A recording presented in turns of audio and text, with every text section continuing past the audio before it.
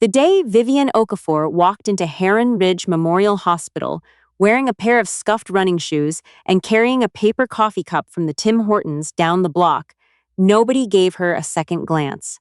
That was exactly how she wanted it.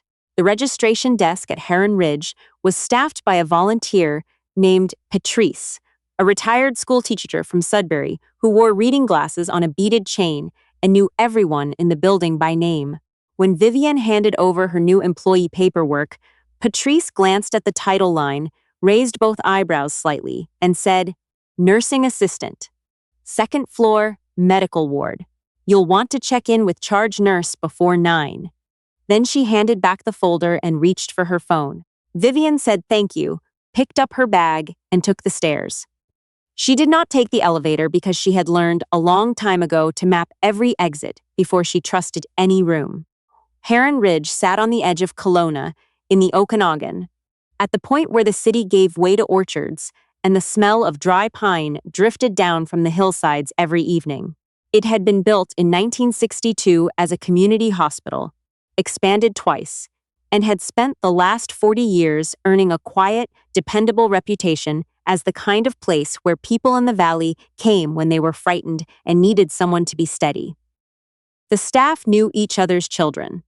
The dietary team remembered which patients were allergic to sulfites. The overnight cleaning crew on the third floor had been the same two brothers, Alain and Frederick, for 17 years. Then, 14 months ago, the board of directors voted in a new chief executive officer.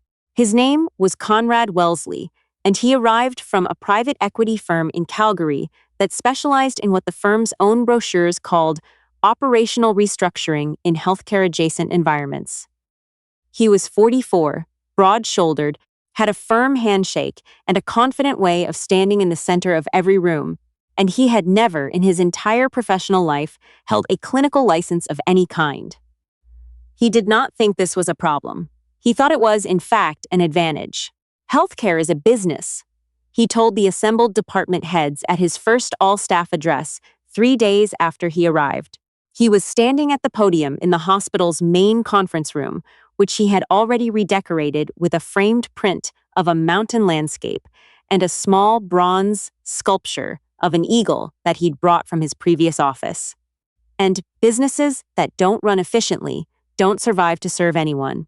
We are going to modernize this institution. He paused on the word, modernize the way a man pauses when he wants the word to feel like a gift. In the back row, charge nurse Glenys Thibodeau folded her hands in her lap and said nothing. She had been a nurse for 28 years. She recognized what was coming the way a farmer recognizes clouds. Over the following months, the changes accumulated. The overnight lab technician position was eliminated. Samples requiring urgent analysis after midnight were now sent out to a contracted facility in Penticton, adding 2 to 3 hours to turnaround time. The physiotherapy department was reduced from 4 full-time therapists to 2, with a note in the bulletin that community outpatient services remain robust. The medical supply budget was cut by 31%, and a memo from administration specified that supply orders above a certain threshold required sign-off from Wellesley's office directly. A company called Medstream Solutions was brought in to replace the floor's existing IV pump system. The Medstream units were newer, sleeker, with touchscreens and wireless connectivity. The sales representative who gave the demonstration used the word intuitive 14 times. The nursing staff who would actually operate the pumps were given a 40-minute training session on a Tuesday afternoon. Glenys Thibodeau asked about the alarm threshold calibration on the new units. The sales representative said that was a customizable feature available to credentialed biomedical staff. Glenys looked around the room for the biomedical staff. There were none. The position had been contracted out to a company in Vancouver that handled service calls remotely. Wellesley's own office had been renovated. White oak, shelving, a standing desk, a couch upholstered in charcoal wool. There was a coffee machine that ground beans to order, and a view of the Okanagan Hills from the south-facing window. Staff who were called in for meetings had begun, quietly, to refer to it among themselves as the bunker. Vivian Okafor started on a Tuesday in early March, 2 weeks after the Medstream installation. She was 31 years old. Her resume listed an undergraduate degree in biology from the University of Calgary, a nursing assistant certification from a college in Edmonton, and 3 years of general ward experience at a facility in Fort McMurray. Her references were professional and unremarkable. Her employment history had a gap of 4 years, listed only as personal leave, family health circumstances. She wore her hair pulled back. She answered questions in full sentences and without elaboration. She made no errors on any of the intake paperwork. Glenys Thibodeau, who had learned to read people the way some people learned to read weather, watched Vivian complete her first shift orientation and felt something she couldn't quite name. Not suspicion. More like recognition, the way you recognize a key before you've found the lock. "You've worked ICU before?" Glenys asked at the end of the shift. Vivian looked up from the medication log she was annotating. "No," said Glenys and went back to her notes. Vivian said nothing further. She capped her pen and went to check on the patient in room 214, an 81-year-old man named Arthur, who had been admitted for a hip fracture and had told Vivian, at some point during that first shift, that he was a retired orchardist and that the Okanagan had the best growing soil in the country, and that his daughter never called enough. Vivian had listened to all of it, sitting in the chair beside his bed, and had asked 2 questions that made Arthur laugh in a way he hadn't managed since he'd been admitted. The nurses at the station noted this without commenting on it. By the 4th week, she had become a fixture, which she knew where the blood pressure cuffs were kept, which elevator always stuck at the 2nd floor, and the fact that the dietary cart ran 12 minutes late on Wednesdays because the loading dock door had a sticking latch that nobody had submitted a maintenance order for. She noticed things without appearing to look for them. She was quiet in the way that very competent people are sometimes quiet, not because they have nothing to say, but because they have already assessed everything and decided it isn't yet time. She also noticed the Medstream pumps. The first anomaly she flagged was in week 3. A unit on patient Colette Renard, 73, post-surgical, whose pump had registered a delivery rate that didn't match the physician's order by a margin small enough to be within the tolerance range, but large enough to catch Vivian's attention. She logged it. She mentioned it to the attending nurse. The attending nurse said it was probably a calibration drift and that she'd note it for the next biomedical review, which was scheduled for the following month. The second anomaly was in week 4.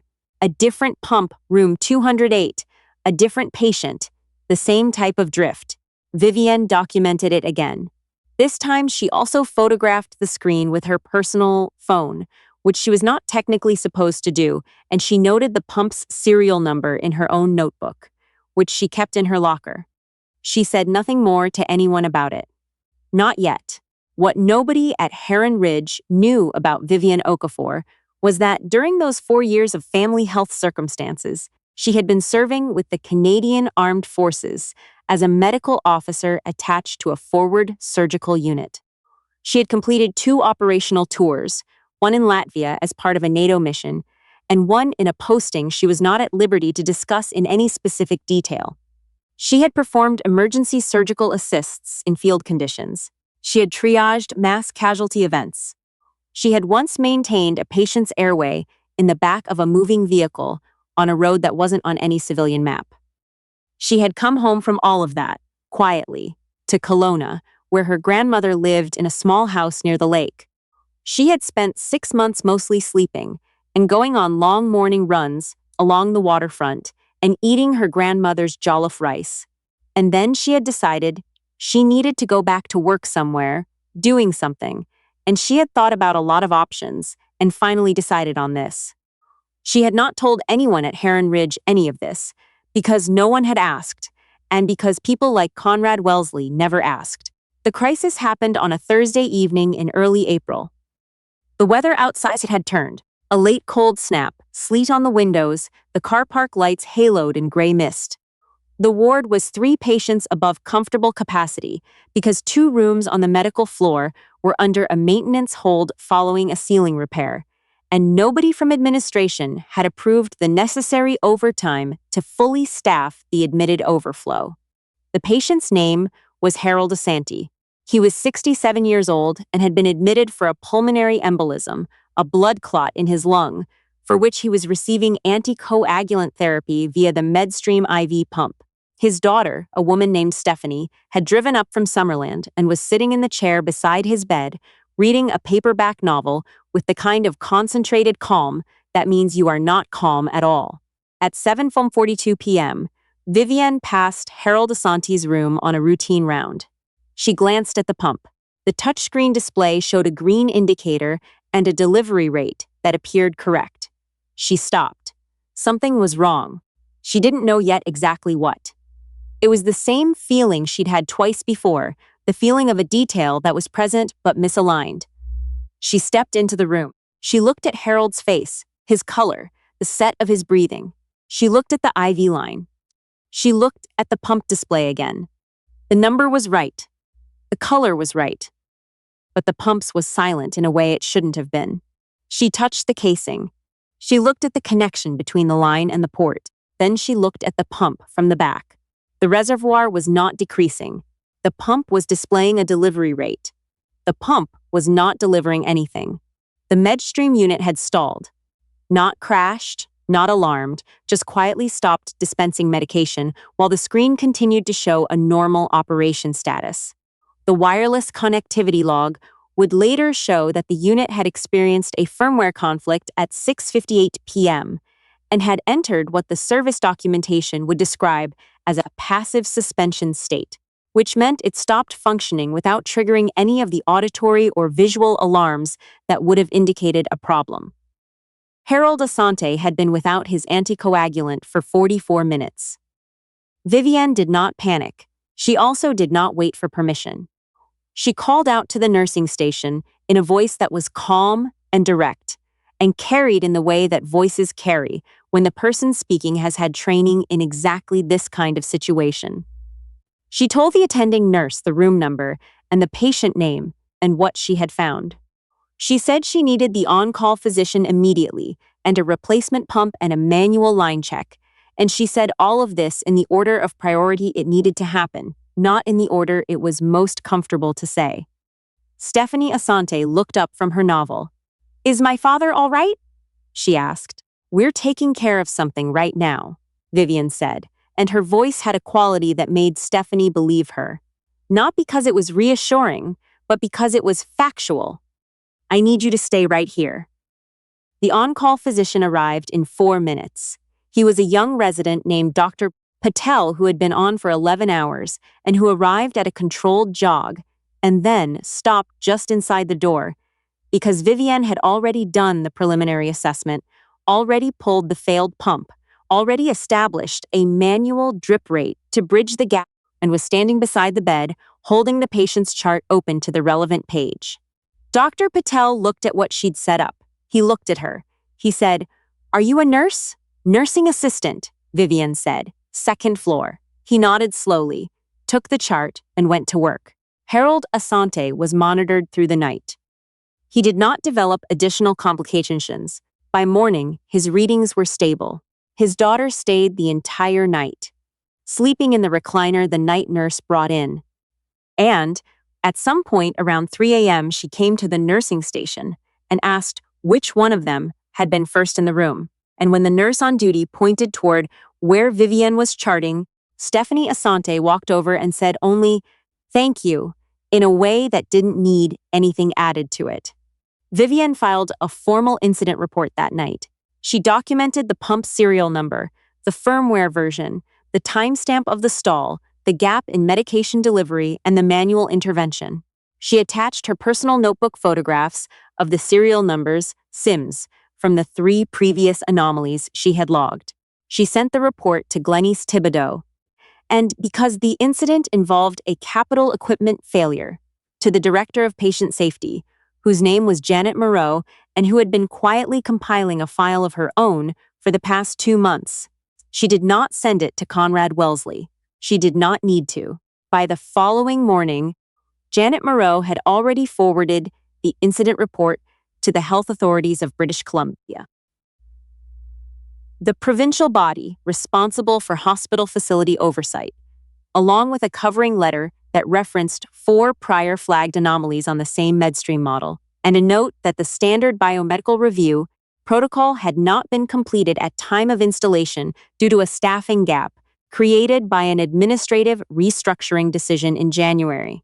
The letter also noted that the procurement decision for the Medstream units had bypassed the standard clinical committee review process, which required sign-off from nursing leadership and biomedical services because those sign-off requirements had been modified by an administrative order issued from the CEO's office in November.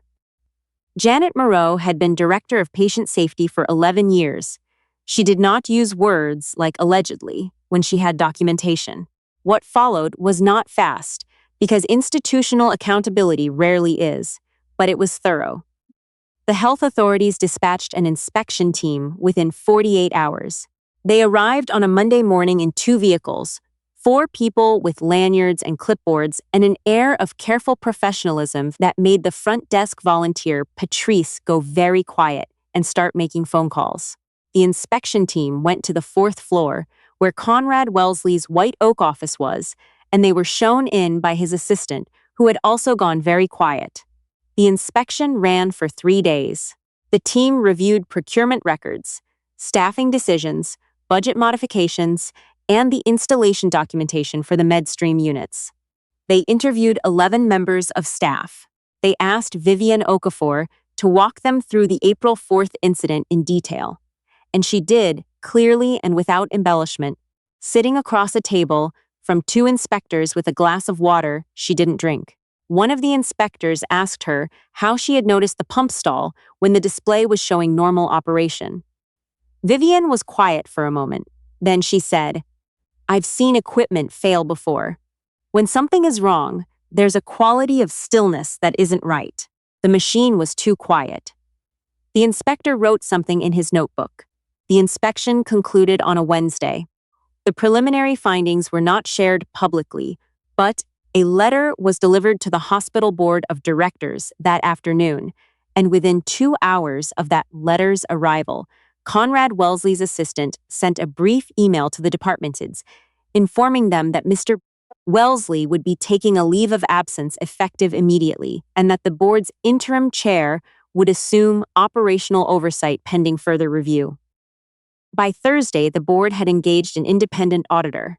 By the following week, the findings had been referred to the College of Healthcare Administrators of British Columbia for a review of whether Wellesley's procurement and staffing decisions constituted a violations of the administrative standards required of healthcare facility executives. The Medstream units were removed from all floors that Friday. The overnight lab position was quietly reinstated. Glenys Thibodeau came to work on Monday to find that the supply order threshold requiring Wellesley's personal sign-off had been lifted, and she stood at the nursing station for a moment with the memo in her hand before putting it in the recycling bin. 3 weeks after the inspection, Janet Moreau called Vivienne into her office. It was a small office on the administrative wing, nothing like the bunker. A desk, 2 chairs, a window overlooking the surface road and the hills beyond. Janet Moreau was a woman in her 50s, with gray-streaked hair and the precise, unhurried manner of someone who had learned to move carefully in institutions that didn't always move the same way. She offered Vivienne a cup of tea, which Vivienne accepted, and then she said, "The board has asked me to facilitate a conversation about your future here." Vivienne set the tea down. "All right. There's interest," Janet said, choosing the word deliberately, "in whether you'd consider a clinical coordination role. 2nd floor, working alongside the charge nurse. It would be a formal step up from your current classification." Vivienne looked at the window for a moment. Outside, the orchard trees on the hillside had started to bloom, white blossoms catching the late afternoon light, the kind of thing you could miss if you weren't paying attention. "I appreciate that," she said. "I'd like to stay where I am." Janet Moreau was not surprised. She had, over 11 years of working in healthcare, developed a fairly reliable sense of who needed the title and who just needed the work. She nodded. "Then you stay where you are," she said. There was, the staff later agreed, no dramatic moment, no confrontation in the hallway, no speech in a conference room. Conrad Wellesley had simply not been there one morning, and then he had continued to not be there, and the investigation had done what investigations do when the documentation is thorough. What remained was the ward. Harold Asante was discharged on a Tuesday, 11 days after his admission. His daughter drove him home to his house, near the lake where his apricot trees were beginning to bud. He had asked, before leaving, to see the nursing assistant who had been on his floor, and when Vivienne came down the hall and shook his hand, he held it for a moment, longer than a handshake requires, and said, "My daughter told me what you did." Vivienne said, "I did what anyone on the floor would have done." Harold looked at her steadily, the way people look when they've had a long time in a hospital bed to think about things. "No," he said simply, "they wouldn't have." He left. The car park filled and emptied. The sleet had given way to clear Okanagan spring weather, the kind that arrives in May like an apology for March. Patrice at the front desk was on the phone. Alain and Frédéric were working the third-floor corridor with their cart, talking to each other in low French. Glenys Thibodeau was at the nursing station reviewing the morning charts. Vivienne Okafor came back from the car park entrance, picked up the next chart, and went to check on the patient in room 214.